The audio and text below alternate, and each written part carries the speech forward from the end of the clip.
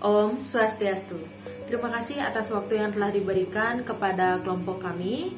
Pada kesempatan kali ini kami akan mempresentasikan tentang jenis dan ragam teknologi informasi dan komunikasi.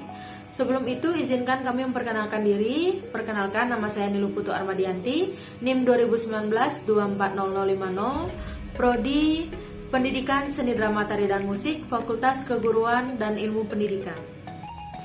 Halo, nama saya Ikade Ari Mahardika, NIM 2019-2428, Sedadasi Sore.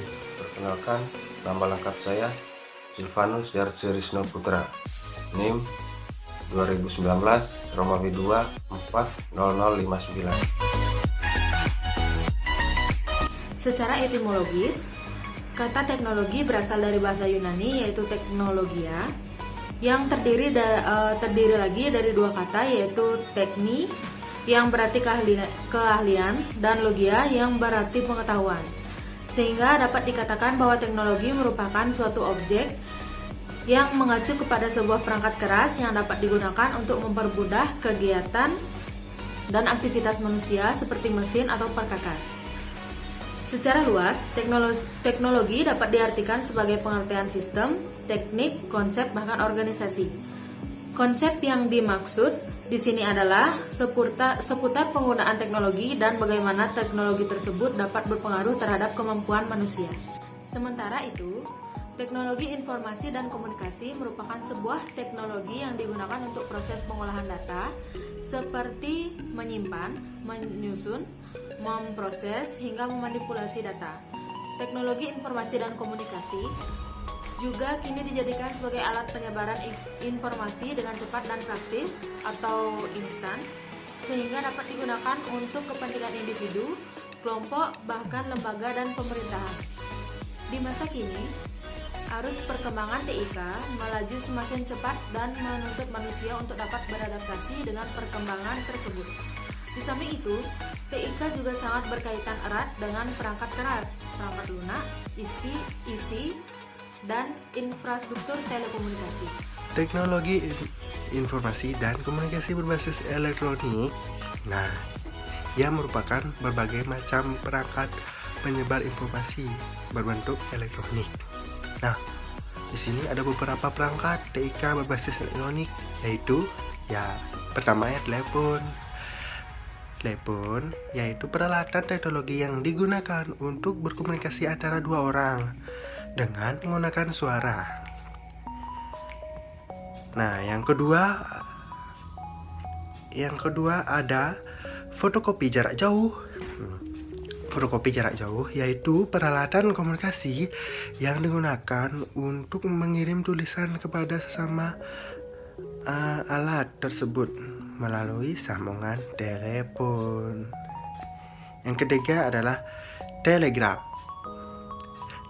Telegraf yaitu peralatan komunikasi yang digunakan untuk mengirim sandi melalui jaringan telepon.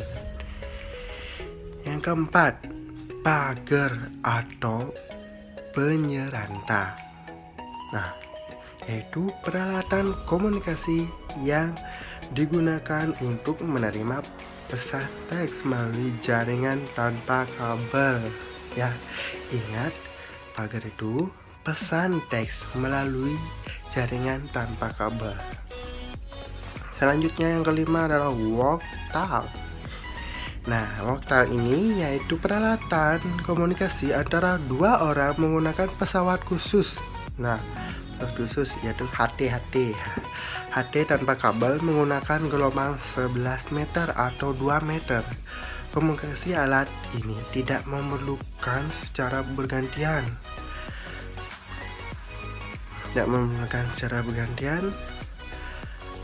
Dengan tarif biaya, namun komunikasi secara dapat didengarkan oleh orang lain pada gelombang yang sama.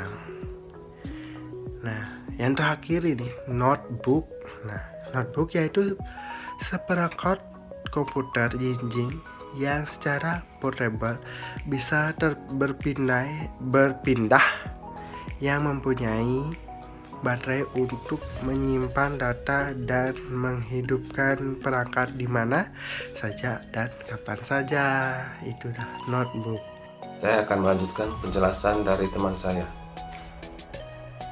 Yang ketujuh, kamus elektronik, yaitu kamus yang berbasis komputer yang bisa dibawa kemana-mana karena ukurannya yang kecil. Yang kedelapan, televisi. Televisi yaitu sebuah media telekomunikasi terkenal yang berfungsi sebagai penerima siaran gambar bergerak beserta suara, baik itu yang monokrom maupun berwarna. Yang kesembilan, SAS register, yaitu peralatan mekanis atau elektronik untuk menghitung dan mencatat transaksi penjualan. Biasanya terintegrasi modul dengan laci untuk menyimpan beberapa koin. Selain beberapa contoh perangkat di atas, beberapa contoh perangkat teknologi berbasis elektronik yaitu kalkulator, komputer, kamera digital, flash disk, radio, dan lain-lain. Sementara jenis dan ragam teknologi informasi dan komunikasi berbasis internet yaitu yang pertama, web. Secara umum dapat diartikan sebagai kumpulan halaman-halaman yang digunakan untuk menampilkan informasi teks, gambar diam atau gerak, animasi, suara, dan atau gabungan semuanya baik yang bersifat statis maupun dinamis yang membentuk satu rangkaian bangunan yang saling terkait, di mana masing-masing dihubungkan dengan jaringan halaman. Umumnya di Indonesia, pencarian informasi diakses melalui Google ataupun Wiki. Yang kedua, email. Sarana kirim dan mengirim surat melalui jalur internet atau bisa juga diartikan surat dengan format digital dan dikirimkan melalui jaringan internet. Era kekinian, email digunakan sebagai pengganti surat resmi ataupun sebagai media pengiriman tugas maupun dokumen-dokumen berbentuk soft dari para pengguna. Yang ketiga, e-business. E-business mencakup adanya kolaborasi hubungan antara mitra bisnis, lowongan kerja, pelayanan, nasabah, dan sebagainya. Yang keempat, ATM banking. Aktivitas perbankan di internet. Layanan ini memungkinkan nasabah dapat melakukan hampir semua jenis transaksi perbankan melalui sarana internet, khususnya via web. Yang kelima, sosial media. Sebuah media online dengan para penggunanya bisa dengan mudah berpartisipasi, berbagi, dan menciptakan isi, meliputi blog, jejaring sosial, wiki, forum, dan dunia virtual. Facebook, Twitter, Threads, Instagram,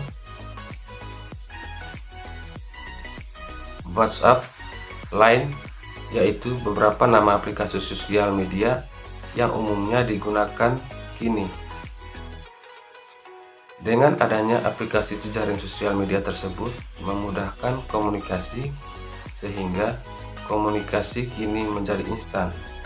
Jarak tak menghalangi.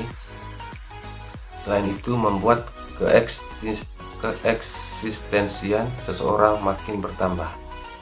Baik, demikian video presentasi dari kelompok kami. Dan jika ada kesalahan kata dalam pembuatan video presentasi ini, kami mohon maaf. Dan kami ucapkan Paramo Santi. Om Santi Santi Santi Om.